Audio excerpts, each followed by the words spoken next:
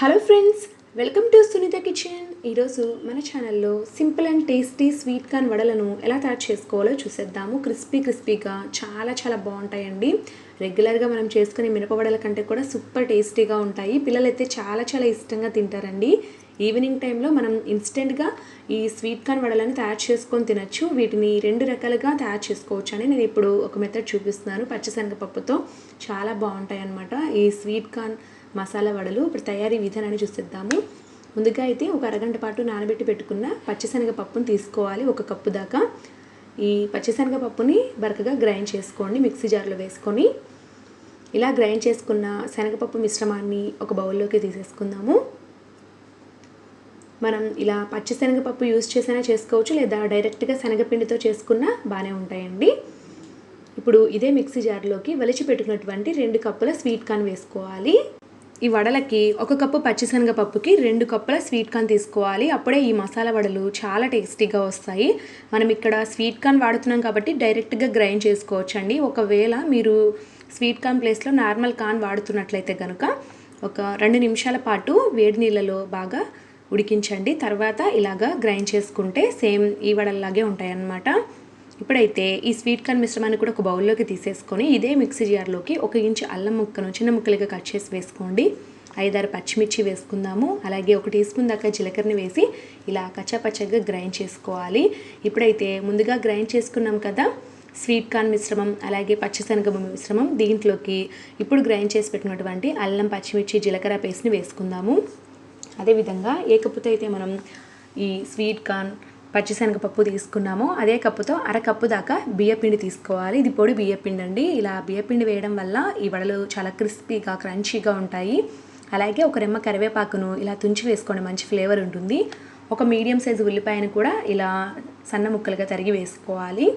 కొద్దిగా పుదీనా, కొద్దిగా కొత్తిమీరను కూడా ఇలా కట్ చేసి వేసుకోండి, మంచి ఫ్లేవర్ ఉంటుంది వడలకి. అలాగే చిటికెడు పసుపు, చివరగా రుచికి సరిపడా ఉప్పు వేసి బాగా కలుపుకోవాలి. ముఖ్యంగా ఏంటంటే ఈ వడలకి అస్సలు వాటర్ అనేది యూజ్ చేయకూడదండి పిండి కలుపుకోవడానికి. ఈ స్వీట్ కార్న్ మిశ్రమంలో నుంచే వాటర్ అంతా కూడా బయటికి వస్తూ ఉంటుందన్నమాట. సో మనం కొద్దిగా కూడా వాటర్ వేయాల్సిన అవసరం లేదు. ఇక్కడ చూస్తున్నారా, వడలకి పర్ఫెక్ట్ కన్సిస్టెన్సీ వచ్చేసింది. ఇలా చేతిలోనే డైరెక్ట్గా చేసేయచ్చు. ఒకవేళ మీకు ఇలా రాకపోతే ఏదైనా పాలిథిన్ కవర్ కానీ మనకి మిల్క్ ప్యాకెట్స్ వస్తాయి కదా, వాటి మీద కూడా డైరెక్ట్గా చేసేసుకోవచ్చు. ఈ మిశ్రమాన్ని మనం వడల్లా చేసుకోవచ్చు, లేదా మీకు ఇష్టమైతే చిన్న పకోడీలా కూడా వేసుకోవచ్చు అండి. సో మీకు ఇష్టమైన పద్ధతిలో వేసుకోండి. నేనైతే ఇక్కడ వడల్లా చేస్తున్నాను. ముందుగానే నేను డీప్ ఫ్రైకి సరిపడా ఆయిల్ని ఒక కడాయిలో వేడి చేశాను. ఆయిల్ బాగా వేడిగా ఉన్నప్పుడు ఫ్లేమ్ని మీడియంలో పెట్టుకొని ఇలా కడాయికి సరిపడగా వడలు వేసుకోవాలి.